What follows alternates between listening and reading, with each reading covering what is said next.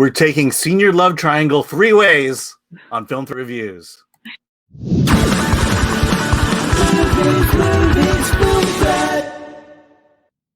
Hi, I'm Alan Ng. I'm with Zorianna Kit, and today we're talking about Senior Love Triangle. An 84-year-old charming but delusional World War II veteran forms romantic relationships with two elderly women, Adina and Jeanie. He goes on a crusade to save them from the isolation of the retirement homes in East Hollywood. Movie was written and directed by Kelly Blatz, stars Tom Bauer, Marilyn Mason, and Ng Byrd. And before we begin, just want to let you know to be sure to subscribe to the Film Threat YouTube channel. Like and subscribe, make comments below on what you thought about Senior Love Triangle, and I'll respond to your comments. So with that, Senior Love Triangle is a really odd story, and I think that's what I love about this movie. What did you think about it? I think this is a movie that Hollywood's never made before and should be making. It was amazing to see senior citizens in these types of roles, because normally, think of movies, Bad Grandpa, or what, they're always playing for laughs, Yeah, they're on some heist, or they're trying to break out somewhere. Diane Keaton and her senior friend starred in like some pom-pom cheerleader movie not too long ago. So there's always some, they're all being funny, and it's very heightened. And there's nothing heightened about this movie. It is so real. It's so real, right down to seniors making love, and seniors wanting to feel sexy and wearing lingerie, and seniors, who might have affection for someone of the same sex. I mean, it's all in here, but it's a very slow pace. It's very deliberate, and it's based on true people. This is based on a photo documentary, and you see those photos at the end of the film. And it makes you all the more impressed with how this movie played out, because the matchup is really good too. Yeah, you're saying two good things there. One thing I want to address is this is what I call one of those checkbox movies, where it takes a subject, and in this case, being a senior citizen, or how senior citizens live today, and it goes down the entire list of the issues that seniors go through. Mm-hmm. And they throw it in the films. For example, living in retirement homes, in terms of how you want to live the rest of your life, dementia, Alzheimer's, your relationship with your family, your relationship with each other, romance, love. It just ticks off every one of those things and is shoved in there. What Senior Love Triangle does so beautifully is it feels so organic to this story. Kelly Blatz is bringing in all these issues, and it feels so organic, because I've seen checkbox movies before, and it feels like, oh, here's checkbox number 1, checkbox number 2, and it's like the film, all it does is needs to go down this checkbox, and I love how it integrates within the story. I haven't been moved by a senior citizen or an octogenarian film as much since Sarah Polley's Away with Her. And mind you, those are two very different films.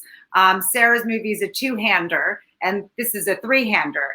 So and Sarah's movie is about a woman who is losing her memory, and dementia is setting in.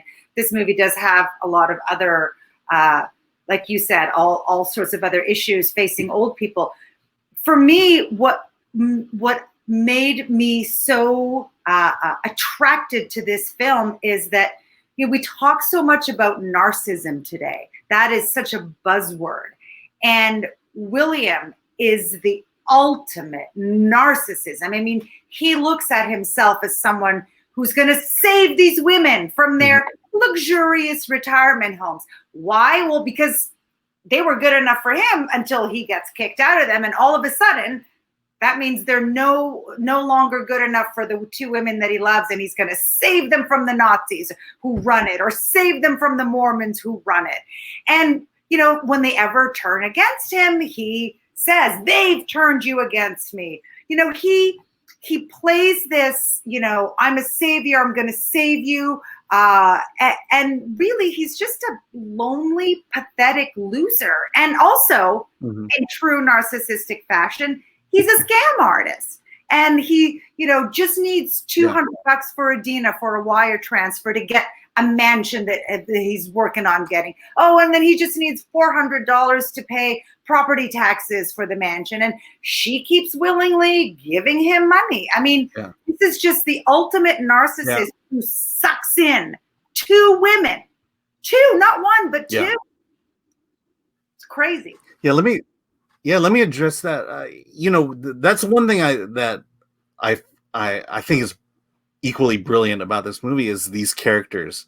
William, I don't necessarily think he's a scam artist. I think you'll find at the end what's going on, but he is that desperate and he is that persuasive.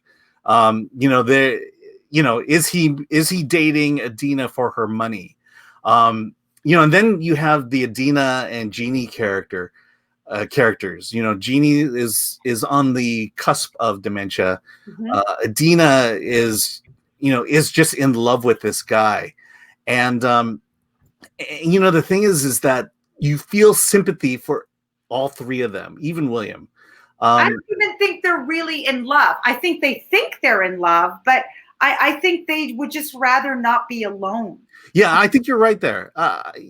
There's love there.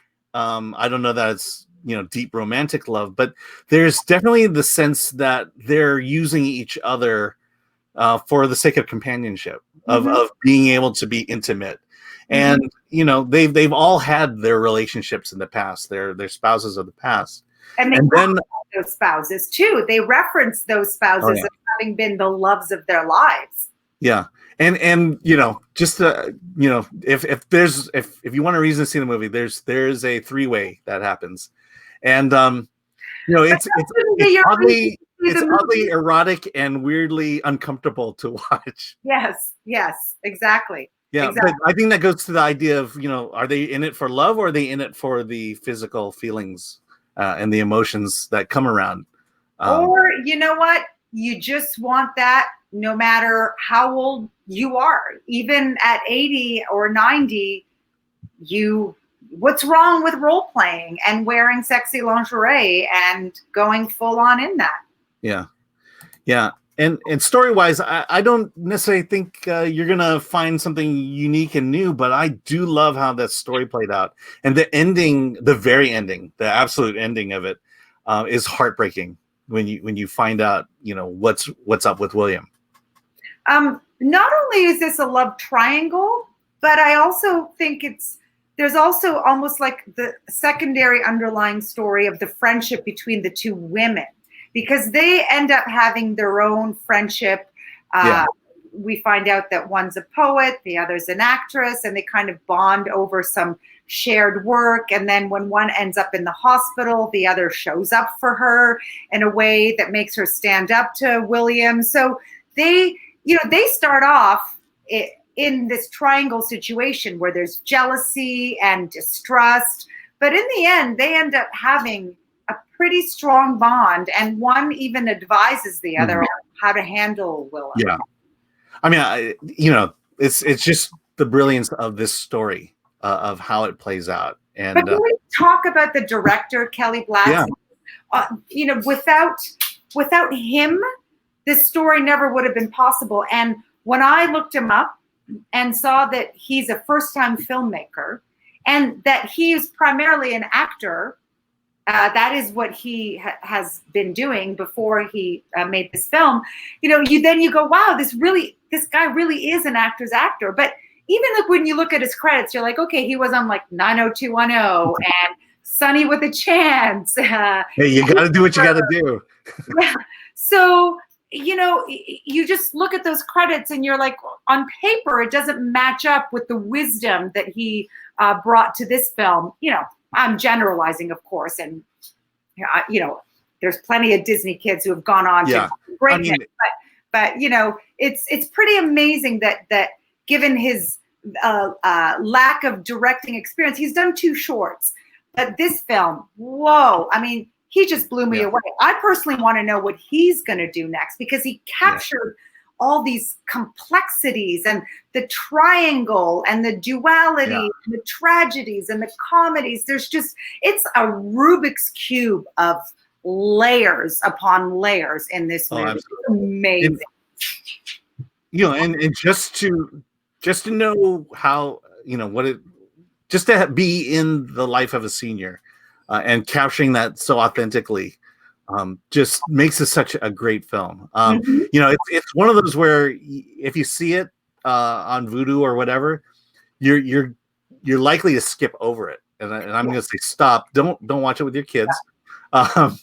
But stop and give this one a chance. You're gonna be pleasantly surprised. I also like that it was set in LA. I mean, LA is not blatant, but they make reference to like, oh, you have to go to the doctor's appointment in Westwood or here, so it was shot in LA because the real life threesome are in LA.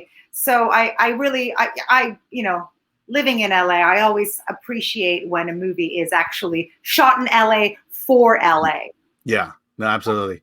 Okay, so I'm thinking you're giving this one a 9. Yes, Alex, Right. you know me. I think you're going to give it a 9.5. No, I gave it an 8.5, only because this is not Avengers Endgame at all. So, I'm very stingy with my 10s and my 9s. So and this comes really close.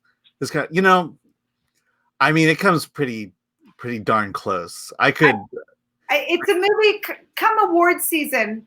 I don't know which awards exactly, but this is a film that is best. I could picture the actors getting Best Acting, Best Supporting Acting nominations. I could picture a screenplay nomination. I could picture a directing nomination, and for sure a Best First Time Feature Directing nomination. There's a lot to be rewarded for this in the movie. Yeah, I would say that it's definitely deserving of everything you said, but it's not. It's just too small of a film. I've been wrong before, but this is not, it's too small. Even for an Independent Spirit Award, it's going to get overlooked. And it's a shame. It's a shame that, that's why Film Threat has awarded this to honor films such as this. It's time for award this. Yeah. And its chance is the fact that there are no movies really being released right now, and so the quantity is low, so it may show up, but I seriously doubt it. Well, anyways, for whatever it's worth, Kelly Blatz is a filmmaker to watch. Absolutely. Yeah, absolutely. Okay, well, this is the Film Threat Review Show, Film Threat Reviews.